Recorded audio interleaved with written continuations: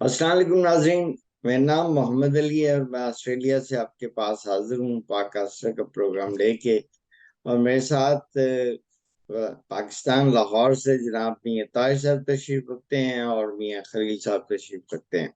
आज के जो बड़े मौज़ूआत हैं उनमें ज़्यादा तो पाकिस्तान के हवाले से ही हैं, खुसूसन जो है पाकिस्तान की जो नेशनल असेंबली है नई, उसमें जो पाकिस्तान के अरकान हैं उन्होंने अपने हल्फ उठा लिए हैं। और वहां पे काफी आज शोर शराबा भी रहा, काफी सारे शोर था और हंगामा राई थी।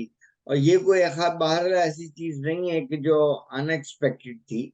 ये एक्सपेक्टेड थी, अगर ना होता तो फिर शायद ये अनएक्सपेक्टेड होता। लेकिन जो चीज बीइंग एन ओवरसीज पाकिस्तानी और पाकिस्तान के तकलीफ होते हुए हमें होती है, वो ये कि ये तमाम लोग जो हैं इनमें से मेजॉरिटी लोग काफी ये कहते हैं ये असेंबली जाली है। एक तरफ तो ये असेंबली जाली है और फिर उसमें वो बैठ के इनको ये जो जो लॉजेस हैं वो मिलेंगे, पर्स और प्रिविलेजेस मिलेंगी इनको। फिर उसके बाद ये बैठक के इंटेलेक्चुअल बातें करेंगे, वो बातें जो आम इंसान के हवाले से उसकी को बेहतरी के लिए कोई फायदा नहीं देती। शायद कुछ बातें देती हूँ, लेकिन ये अजीब किस्म की एक मुनाफकत है कि अपनी जात के हद तक ये सारे बेनिफिट्स लेने को तैयार हैं और उसके अंदर किसी तरह से भी कोई भी अपना बेनिफिट को कम नहीं करेंगे बल्कि बढ़ाएंगे। ये 5 साल के अंदर आप देखिएगा कि ये बेनिफिट्स को भी आगे लेके जाएंगे। और फिर ये उसके बावजूद कि इसको बुरा भला कहते रहेंगे। मौलाना फजल रहमान साहब जो है, एक तरफ वो कह रहे हैं कि सारी असेंबली जाली है और फिर वो खुद आके बैठ गए। और इस तरह बाकी लोगों के भी अहवाल हैं। तो ये एक बहुत बड़ी हमारे साथ मुनाफकत है जो अवाम को डायरेक्टली हिट करती है।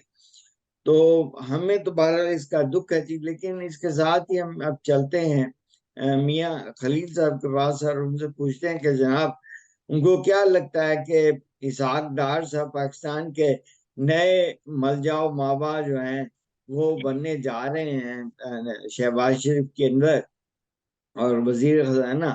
तो क्या आपको लगता है कि उनके हालात वही पहले सी एक बेढंगी होगी और वही सिलसिले होंगे, या कुछ बेहतरी के इम्कानात हैं? तो जनाब मियाँ खलील साहब। जी, अली शुक्रिया। आपने वो जो बात की है प्रिविलेजेस की और तनख्वाहों की, अलाउंसेस की, उस मामले में तो साहब डॉक्टर साहब बहुत बेहतर है। वो उनको लोगों को देंगे भी। लेकिन इसमें अभी ये भी वाजह नहीं है कि साहब डॉक्टर साहब ही इसकी माशी टीम को लीड करेंगे या उसका एक हिस्सा होंगे। ये अभी इसमें थोड़ी सी कंफ्यूजन है कि उसके कुछ हल्के उनकी माजी की कारकर्दगी या पॉलिसियों से खुश नहीं है। और उनका ख्याल है कि वो जब उनको पिछले टर्न्योर में जब 2018 तक से पहले उनको सब अच्छा अच्छा मिल गया था तो हालात बेहतर थे, तो लगता था ये साहब साहब ने किए कंट्रोल। लेकिन अब जब पीडीएफ की जो तीन तीन माह पीडीएम की हुकूमत रही है, 3 माह 13 माह के लिए, उसमें डॉक्टर साहब बकौल उनके तो बुरी तरह एक्सपोज हो गए कि अगर हालात क्रूशल हो या खराब हो या उनके मर्जी के ना हो तो उनके कंट्रोल में भी कुछ नहीं होता और वो हालात कुछ बेहतर नहीं कर सकते। इसलिए अभी उन पे काफी ज्यादा उनको शहबाज शरीफ साहब को जोर लगाना पड़ेगा उनको वजीर आला बनाना, वजीर का खजाना बनाने के लिए। क्योंकि उसके अलावा साहब डॉक्टर साहब की जो पॉलिसी है, लोगों का जो उनके खिलाफ कह लें या उनके निकात कह लें, उनका कहना है वो अकाउंट्स के बंदे हैं बेसिकली। वो एक बैलेंस शीट तो बड़ी अच्छी मेंटेन कर लेते हैं वक्ती तौर पे, तो वो लगता है कि सब अच्छा बड़ा चल जा रहा है। लेकिन उस पे जो लॉन्ग रन मनफी असरात होते हैं मैशत पे, उस पे वो ज्यादा तवज्जो नहीं देते। वो सिर्फ वक्ती तौर पे हालात जब तक वो हैं उनकी कोशिश होती है कि सब अच्छा नजर आए। यानी कि वो अच्छे अकाउंटेंट की तरह बैलेंस शीट वो साल के एंड में बैलेंस शीट प्लस माइनस करके बड़ा अच्छा कर दें। जबकि अमली तौर पे अवाम को जो रिलीफ मिलना है या लोगों को जो सहूलतें मिलनी है या इवन के कुछ सेक्टर्स को सहूलतें मिलनी है, उसके बारे में उनके बारे में लोगों का अच्छा ख्याल नहीं। पिछली दफा इन्होंने एक अच्छी कोशिश जरूर की थी कि ताजरों को जो टैक्स नहीं देते या प्रॉपर्टी पे टैक्स लगाना चाहिए, लेकिन एंड पे क्या हुआ? ना ताजरों ने टैक्स दिया और इन्होंने रिट्रीट कर लिया, पीछे हट गए, ना प्रॉपर्टी वालों से ले सके टैक्स, ना ताजरों से ले सके। लेकिन अब एक मसला सिर्फ इनके लिए प्लस पॉइंट ये जा रहा है कि इनका आईएमएफ के साथ जो तजर्बा है वो अच्छा रहा है, कि माजी में बाकी कुछ लोगों जो उजरा खजाना रहे उनका प्रोग्राम पूरा नहीं कर सके, इन्होंने प्रोग्राम अपने पूरे किए हैं आईएमएफ के साथ। और इस वक्त पाकिस्तान की जो, अब अमेरिका ने भी, बल्कि कल उनसे सवाल हुआ तो उनके जो तर्जुमान से, उसने भी यही कहा कि हमें उम्मीद है कि पाकिस्तान जल्द अज जल्द आईएमएफ के साथ रब्ता करेगा और उसकी पॉलिसीज के मुताबिक काम करेगा, क्योंकि पाकिस्तान की इकोनॉमिक्स जो हेल्थ है उसके लिए ये बहुत जरूरी है। इसलिए आईएमएफ के मुज़ाकरात, आईएमएफ की शराइत पे पूरा करने के लिए उसमें साग डार साहब भी बेस्ट चॉइस वाला नजर आ रहे हैं। और लेकिन अवाम के लिए, यहाँ कुछ हलकों के लिए, वो उनका ख्याल है कि अवाम के लिए ये मुश्किलात का बायस बनेंगे। और ये मैं आपको पहले भी बता चुका हूँ कि नई हुकूमत जिसकी भी होगी उसके लिए साल डेढ़ साल काफी मुश्किल होगा, उसको टफ फैसले करने पड़ेंगे, क्योंकि हमें आईएमएफ के साथ फौरी, यानी कि 1-2 महीने के अंदर अंदर नया प्रोग्राम नहीं शुरू हुआ तो पाकिस्तान के लिए मई के बाद से कुछ थोड़ी सी प्रॉब्लम वक्ती तौर पे आ सकते हैं। और वो प्रॉब्लम फिर 1-1.5 साल में कंट्रोल नहीं होंगे, वो फिर 3-4 साल तक चलेंगे। इसलिए सागडार साहब बेहतर, लेकिन वही वो बैलेंस शीट बेहतर बनाएंगे। जो पॉलिसीज होती हैं वो सप्लाई डिमांड का जो चक्कर होता है वो सप्लाई रोक देते हैं कि ये डिमांड खुद ही कम हो जाएगी, लेकिन उसमें डिमांड कम होती या नहीं होती, महंगाई जरूर बढ़ जाती है, एक बैलेंस आउट हो जाता है मार्केट इकोनॉमी का। तो इस वजह से लोग इनके खिलाफ हैं। बाकी अब देख लें, मियां ताहिर साहब से पूछते हैं, इनका भी बड़ा इस बारे में हाँ तजर्बा जी, है, अब सागडार साहब। हम चलते हैं मियाँ ताहिर साहब थोड़ा सा पूछते हैं कि जनाब इनके भी ताहिर साहब के हवाले से कुछ नजरियात हैं और ये सब शायद समझते हैं कि वो बेहतर हो देखिए जी, पाकिस्तान मैं की इकॉनमी के लिए। मेरे मेरे जो नज़रियात हैं वो बड़े वाज़ेह हैं। वो ये हैं कि इसहाक डार, जिस तरह मियाँ साहब ने कहा ना कि कुछ हल्के, वो हल्के हल्के हुए हुए हैं, वो उनके पीछे पड़े हुए हैं। और वो इसलिए पीछे पड़े हुए हैं, देखिए, दो, मैं इसको ज़रा इंटरनेशनलाइज करता हूँ इस इशू। पाकिस्तान में सियासत हमारी जो है ना वो हमेशा रिमोट कंट्रोल रही है, बाहर से चलती रही है। इसलिए कि पाकिस्तान हमेशा बाहर के पंगों में मुलव्वस रहा है, हमेशा से। अच्छा, अब चूंकि कोई जंग तो है नहीं कि जिसमें हम अमेरिका के इत्तेहादी बन के उस पंगे में हों, तो अब सूरत हाल ये है कि हम मुआशी जंग के में एक किरदार जरूर है। ये वो किरदार है जो मैं समझता हूँ कि इसमें पाकिस्तान कोई जानबूझ के फंसा नहीं है और कोई नेगेटिव बात नहीं हो सकती, क्योंकि हमारे पड़ोस में चाइना है। और चाइना जो है उसकी जंग है इस वक्त, मुआशी जंग है अमेरिका के साथ और अमेरिका के अलाइज के साथ। अब चूंकि चाइना हमारे पड़ोस में है और उसके साथ जो इंडिया है वो प्रो अमेरिका या प्रो वेस्ट हो के एंटी चाइना लड़ रहा है, तो ऑटोमेटिकली ये हमारा प्रॉब्लम है कि एक तरफ इंडिया होगा तो दूसरी तरफ फिर पाकिस्तान होगा, दोनों एक तरफ रहते नहीं है। जैसे आपको पता है कि जो इससे पहले बाइपोलर थी दुनिया, तो उस वक्त पाकिस्तान अमेरिकन ब्लॉक में था और इंडिया जो है वो रशियन ब्लॉक में था। अब हमारी औकात बड़ी छोटी सी है। हम अमेरिकी ब्लॉक में रह के तो बड़े ठीक रहे, महफूज महसूस करते रहे, लेकिन अब हमारी औकात इतनी नहीं है कि हम एंटी इंडिया हो के तो रशिया चाइना ब्लॉक में पूरे के पूरे चले जाएं। इसलिए कि हमारा ब्रॉटअप ही अमेरिका की गोद में हुआ है, वो हमारी इस्टेब्लिशमेंट हो या हमारी सिविल एस्टेब्लिशमेंट हो या हमारा पूरे मुल्क का निज़ाम। तो अब मसला ये है कि हम फंसे हुए हैं दोनों तरफ।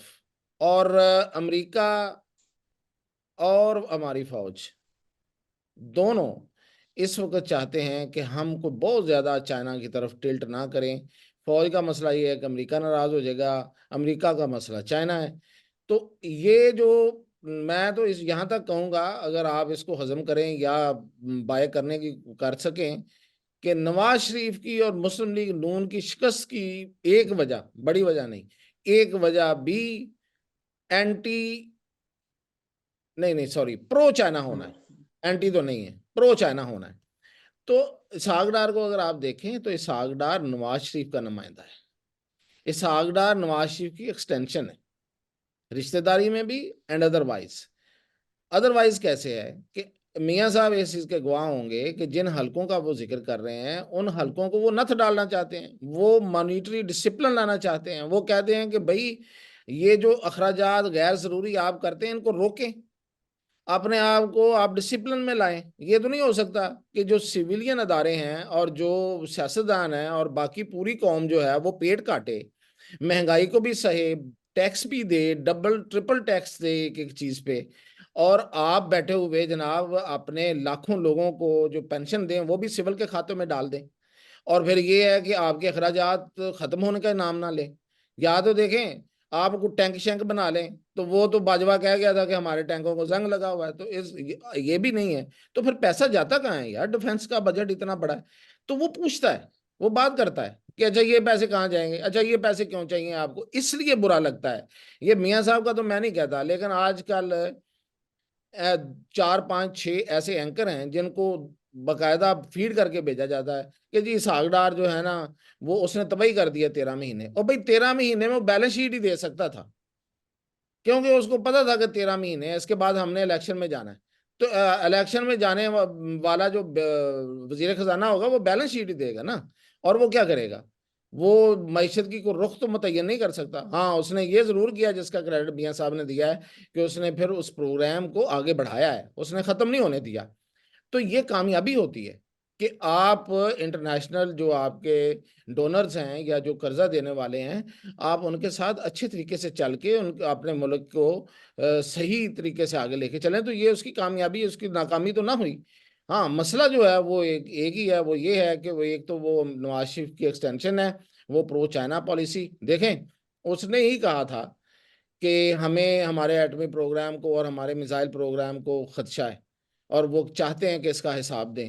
ये इसहाक डार को डायरेक्ट उन्होंने बताया था आके, ये इन्होंने ही बताया था उन्हें। और फिर बाद में उसकी किट लगाई कि जी ये देखें इसहाक डार कितनी अजीबोगरीब बातें कर रहा है। हालांकि ये बात इन्होंने खुद ही बताई थी कि जी वो चाहते हैं कि हमारा और अमेरिका हमारा एटमी प्रोग्राम और हमारे मिसाइल प्रोग्राम का हिसाब क्यों चाहता है? वो हमारा आर्म ट्विस्ट करता है कि हम चाइना की तरफ ना जाएं। वो हर कोशिश करेगा, वो हर कोशिश कर रहा है कि हम चाइना की तरफ ना जाएं। तो चूंकि हम बहुत कमजोर हैं, हम बात मानने पे मजबूर होते हैं। तो अब भी हम मजबूरी के आलम में इधर उधर कभी इधर लुढ़क रहे हैं, कभी उधर लुढ़क रहे हैं, और वजह हम एक बेचारे सागदार को करार दे देते हैं।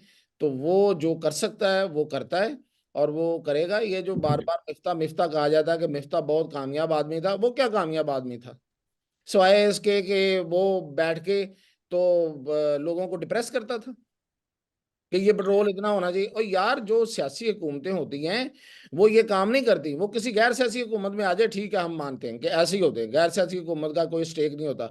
जो सियासी हुकूमतें होती हैं वो ये तो नहीं कह सकते कि जी हमने 200 रुपया पेट्रोल महंगा करना है। वो उन्होंने करना भी हो तो वो किस्तों में करते हैं, वो छुपा छुपा के करते हैं। वो जाहिर है यार, मतलब पब्लिक को इतना बड़ा शौक तो नहीं देना होता ना कहीं भी। पेट्रोल तो आज भी महंगा हो आपकी गया। आपकी इस बात से आपकी अ, इस बात से तो मैं इत्तेफाक करता हूं। मिफ्ता का और इसहाक डार का वैसे कोई मुकाबला नहीं है। मिफ्ता का इसहाक डार उससे बहुत बेहतर है, इसमें कोई शक वाली बात नहीं है। ये हम बात मिफ्ता का इससे कोई नहीं मुकाबला नहीं नहीं, है। हमने वो बड़ी मिफ्ता तो आज दुकानदार काफी है। सैर हासिल बहस की है पाकिस्तान की इकॉनमी के ऊपर, और जो कि ज्यादा जरूरी है मेरा ख्याल सियासी मामलात से, और खुसूसन अब मुस्तकबिल के अंदर पाकिस्तान के जो मुआशी मामलात हैं, मेरे ख्याल उस तरफ ज्यादा तवज्जो देनी चाहिए। तो इसके साथ ही हम आज के इस प्रोग्राम के साथ अपने नाज़रीन से इजाजत चाहते हैं जी। अल्लाह हाफिज।